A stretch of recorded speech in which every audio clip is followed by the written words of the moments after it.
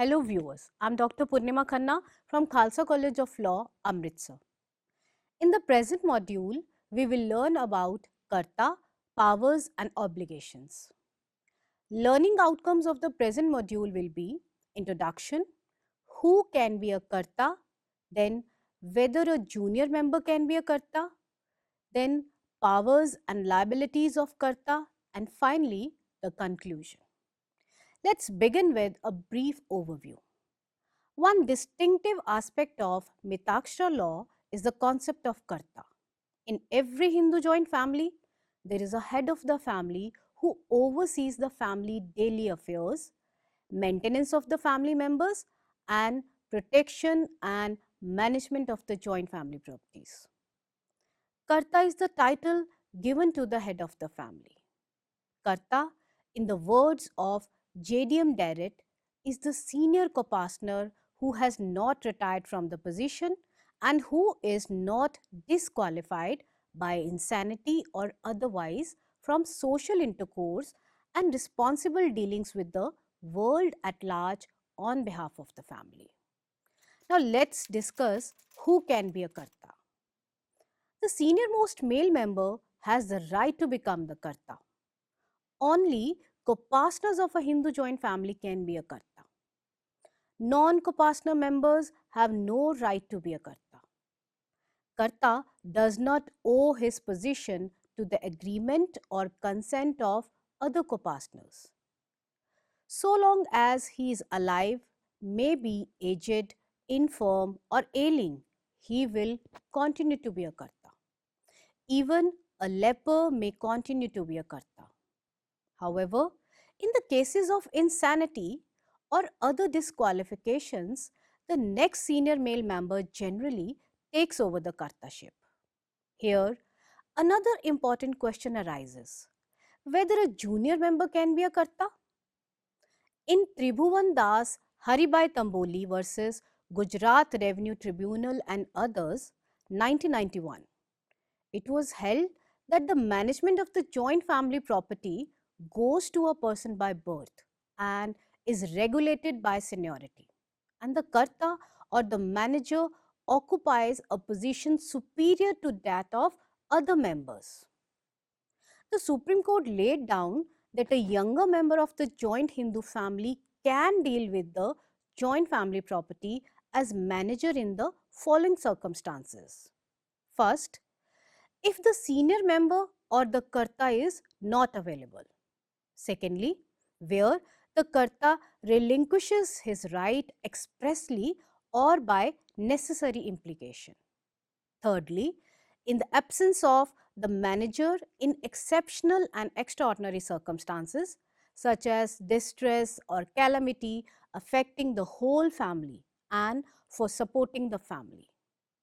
Also, in the absence of the father whose whereabouts were not known or who was away in a remote place due to compelling circumstances, and his return within a reasonable time was unlikely or not anticipated.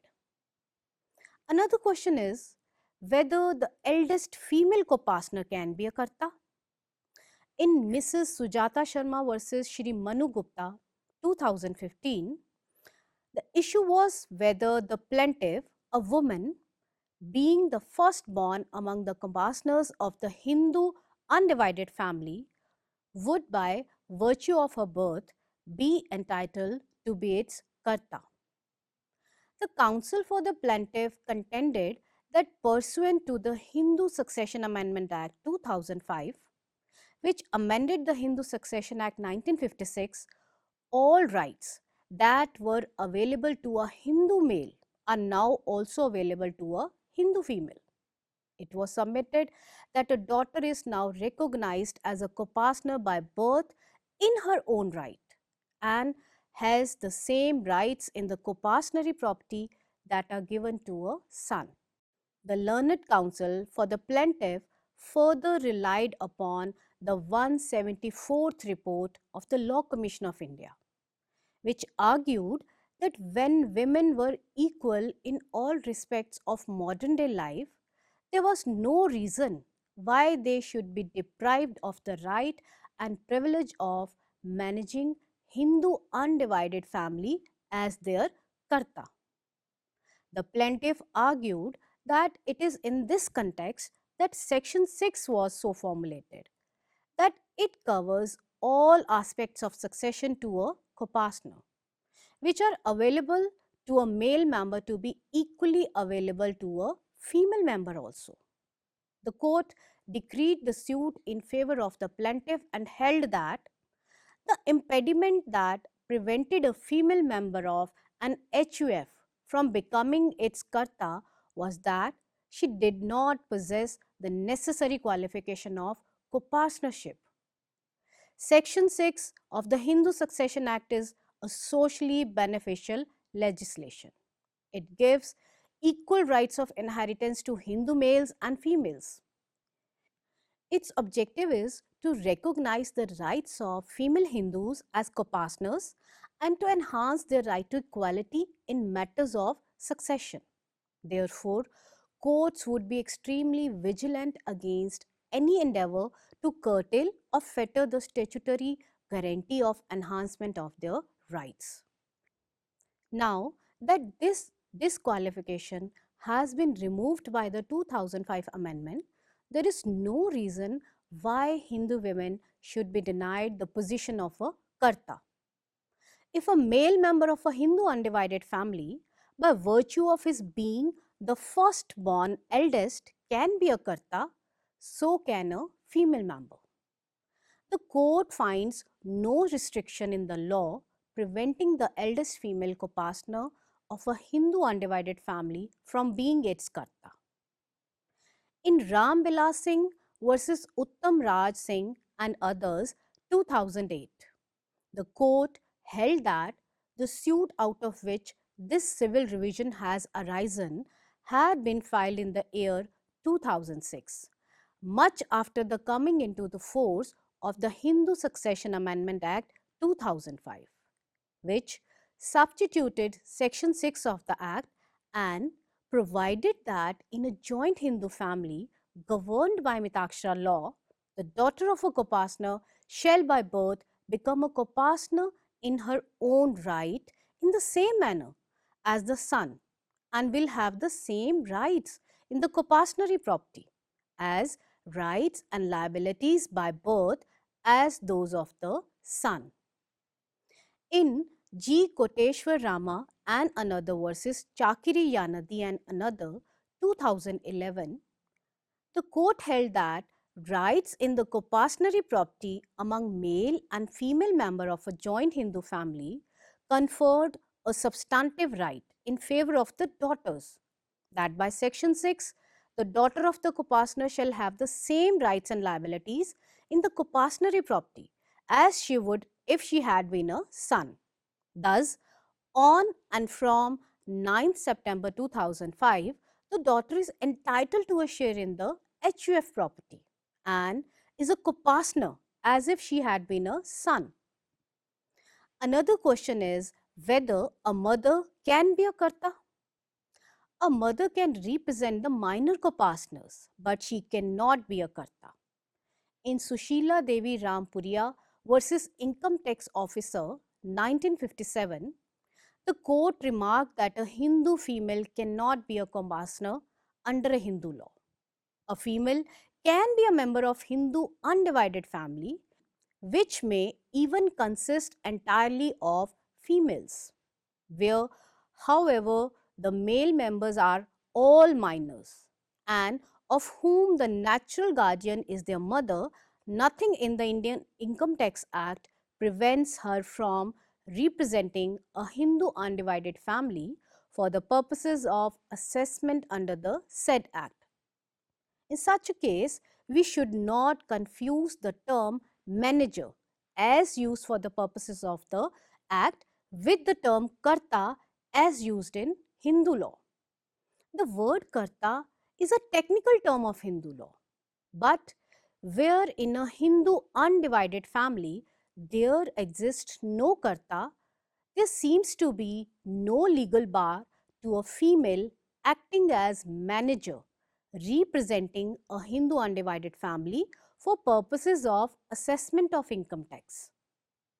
In Shrimati Champa Kumari Singh versus Additional Member Board of Revenue, West Bengal, 1962, the court held that the widow could not be a karta of the family, but could act as the guardian of the minors for the purpose of income tax assessment. Co-partnership is a necessary qualification for the management of a joint Hindu family, and as a widow is not admittedly a co-partner, she has no legal qualifications to become the manager of a joint Hindu family. Dear learners, here another question arises regarding presence of two kartas. In Union of India versus Sri Ram Bhora and others, the court observed that the very idea of there being two kartas of a joint Hindu family does not appear prima facie consistent with the concept of a karta. The existence of two kartas cannot lead to the smooth management of the property of the joint Hindu family and other affairs of the family in view of the powers that the karta of a joint Hindu family possesses under the Hindu law. Powers that are not restricted to only such powers that ordinarily the manager of property of certain persons who confer authority on him to manage the property possesses. The karta of the joint Hindu family is certainly the manager of the family property, but undoubtedly possesses powers that an ordinary manager does not possess. The karta cannot therefore be just equated with the manager of the property. Dear learners, let's discuss the position of karta. The position of karta is sui generis. The relationship between him and other members is not that of principal or agent or partners. He is not like a manager of a commercial firm. Needless to say, he is the head of the family and acts on behalf of other members. But he is not like a partner, as his powers are almost unlimited. Undoubtedly, he is the master of the grand show of the joint family and manages all its affairs and its businesses. Karta stands in a fiduciary relationship with the other members, but he is not a trustee.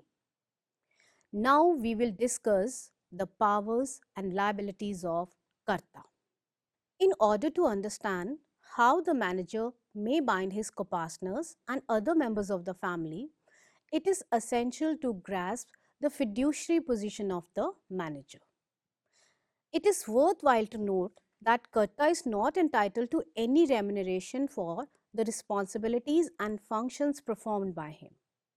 The powers of Karta are, firstly, power over income. Karta is entitled to manage all of the joint family's income and property. Nonetheless, he is responsible for allocating the income prudently to meet the necessities of each member of the joint family. He is not required to give an explanation for every single expense he makes. Any family member may request partition if they believe Karta is utilizing the joint family income inappropriately. He is not permitted to sue Karta for any expenses that Karta has incurred unless there is an indication that Karta has committed fraud.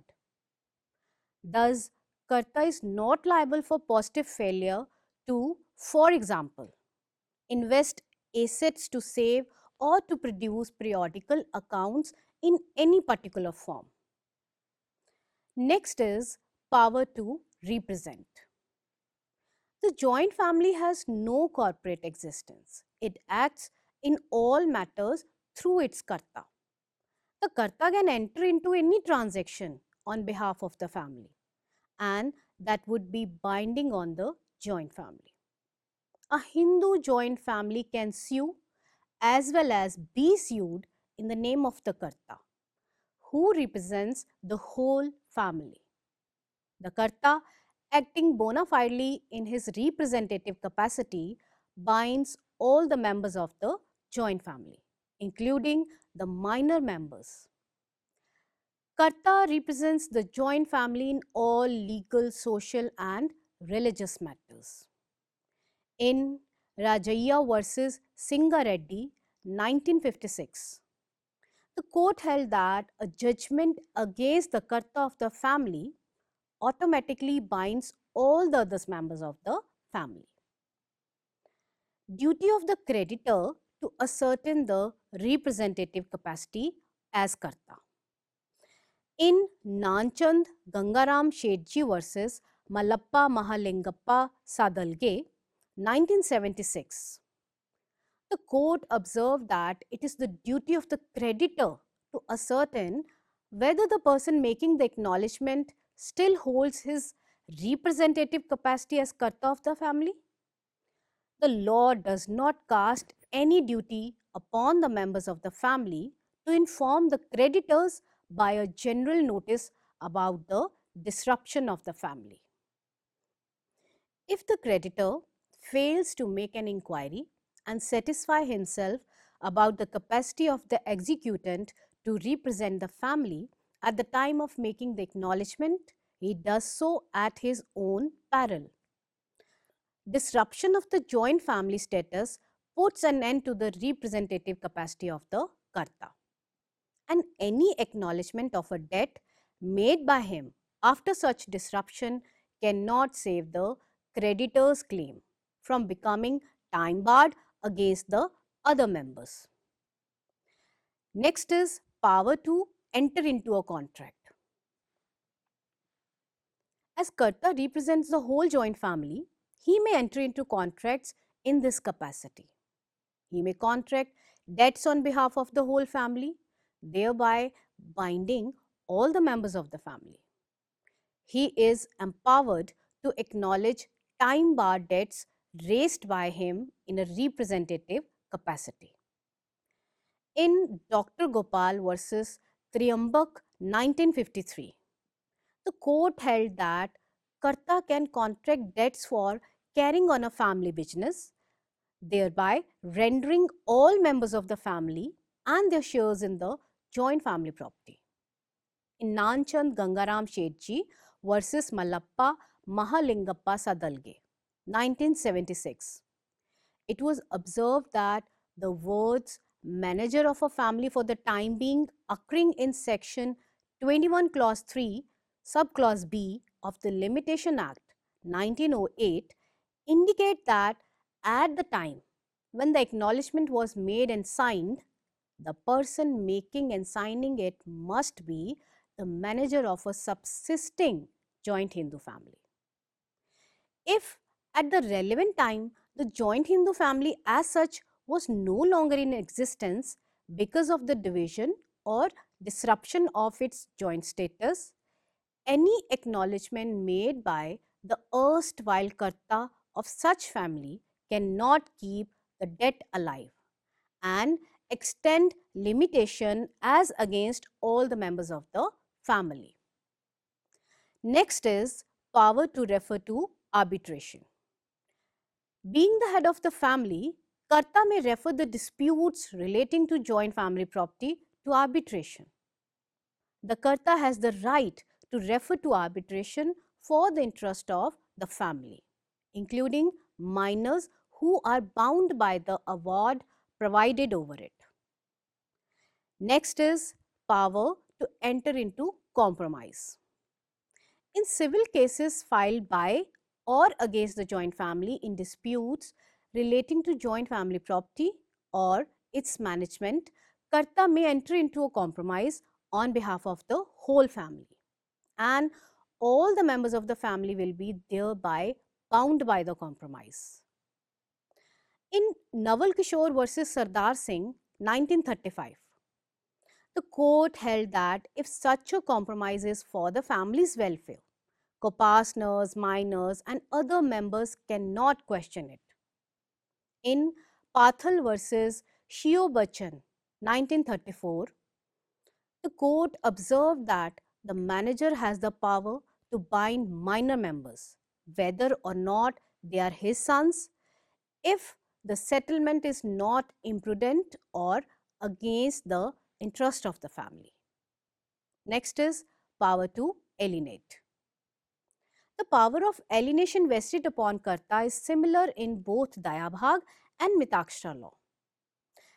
As far as modern times are concerned, Karta can alienate the property either with the consent of all the co-partners or without the consent of other co-partners in legal necessity or to perform indispensable duties or for the benefit of the estate.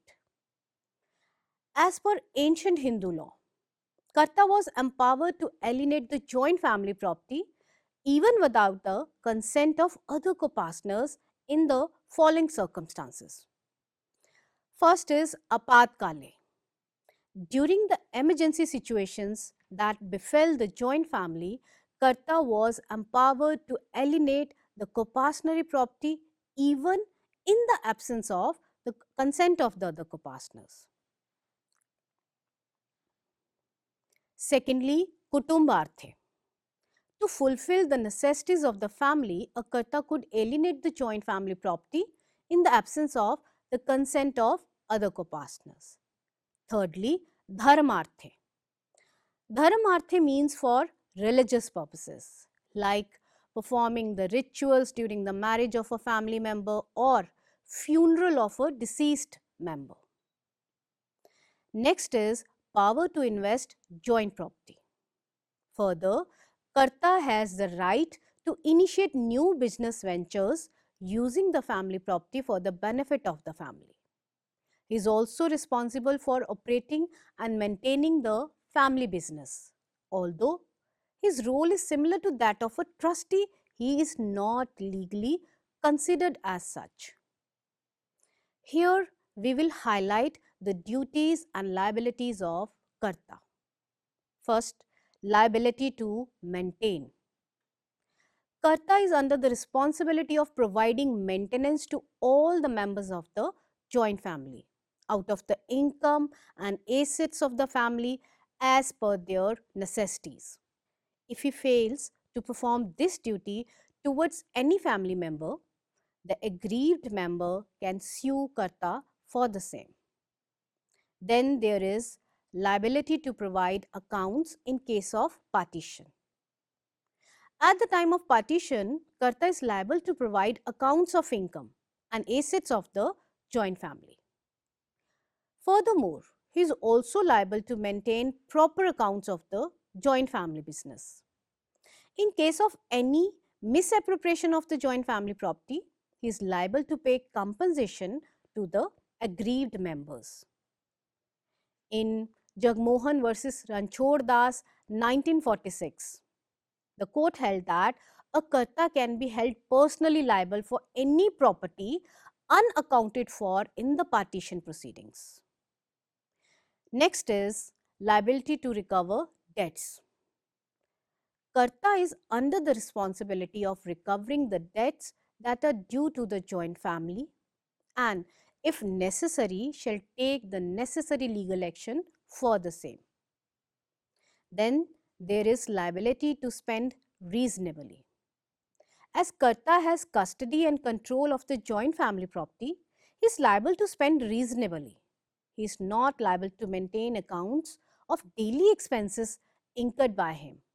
But in the event of any material alienation, he must maintain all the accounts of the transaction. On the basis of the foregoing discussion, it may be summed up that in a Hindu joint family, Karta is the manager of the joint family and holds an important position in the family. He caters to the needs and day-to-day expenses of the family. He holds an important position and also protects the family property. The most senior member of the family is assumed to be the Karta of the family. No outsider or unknown person can become the Karta of the family. Although the Karta or the head of the family has the duty to look after the regular expenses of the family and also protect the joint family property, he he doesn't have absolute power over alienation. Karta has the power to alienate the joint family property with the consent of other co-partners. However, in the cases of legal necessity, indispensable duties, or the benefit of an estate, he is empowered to alienate the co-partnery property even without the consent of other co-partners.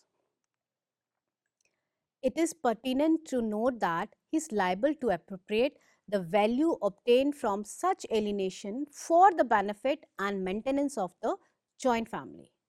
With this, we come to the end of today's lecture. Thank you very much.